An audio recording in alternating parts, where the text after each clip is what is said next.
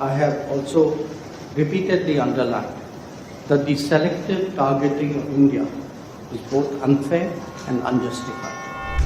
Deputy Prime Minister, I welcome you and your delegation to India. We meet at a time when the world is under considerable churn. As two nations located in different regions, each with its own challenges and opportunities, it is obviously useful to exchange views and perspectives. Our bilateral relationship has also progressed steadily, but nevertheless needs constant tending. India and Poland have traditionally enjoyed warm and friendly ties. In recent years, it's been marked by high-level political exchanges and vibrant economic and people-to-people ties. The visit of Prime Minister Narendra Modi to Poland in August 2024 saw our relationship elevated to a strategic partnership status. Today, Deputy Prime Minister, we would review the Action Plan 2024-28, through which we seek to realize the full potential of our strategic partnership. We will also discuss ways to take forward our cooperation in trade and investment, defense and security, clean technologies, and digital innovation. Poland is one of India's largest trading partners in Central Europe. Our bilateral trade, I believe, stands at about $7 billion, having registered a growth of almost 200% in the past decade. Indian investment in Poland has surpassed $3 billion, creating a number of job opportunities for Poles. India's strong economic growth, size of its market, and pro-investment policies provide immense opportunity for Polish businesses. We will also explore promoting deeper cultural and people-to-people ties. The Dobre Maharaj remains a cherished link. I recall meeting Polish youth in February last year under the first Cham Saheb Memorial Youth Exchange Program. It is heartening to note that Indology continues to thrive and yoga is popular in Poland.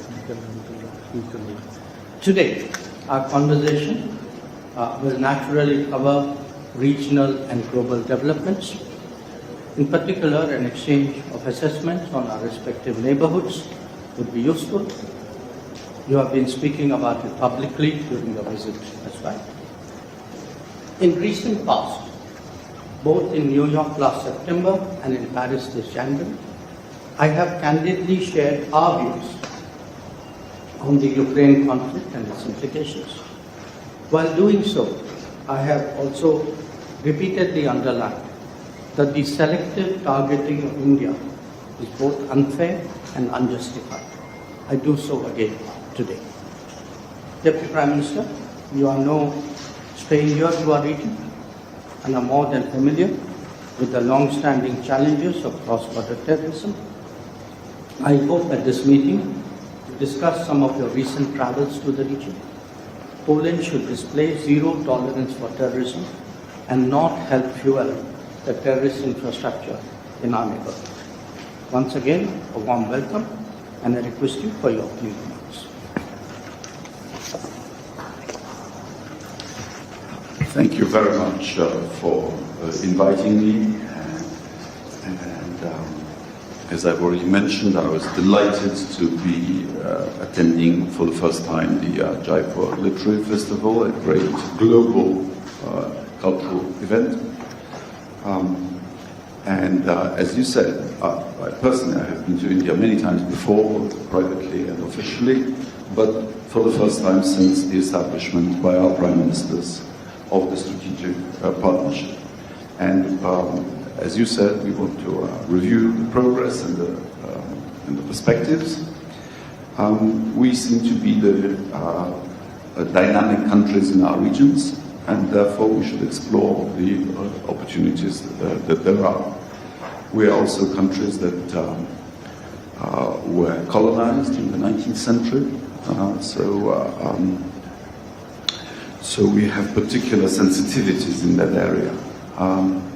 I completely agree with you on the need to counter transnational, trans-border terrorism.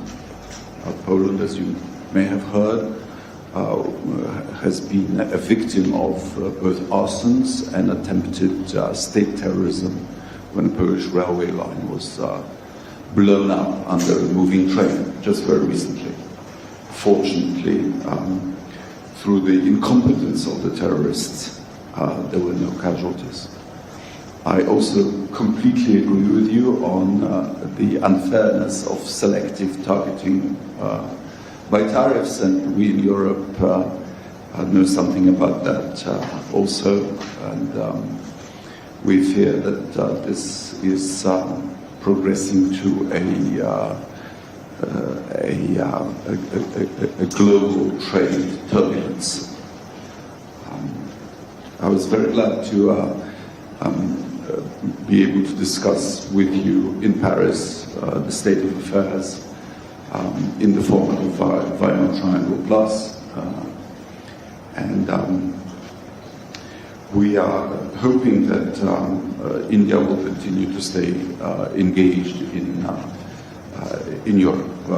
We've noticed that you are establishing embassies everywhere in Europe, which means that you are serious about relations with the European Union.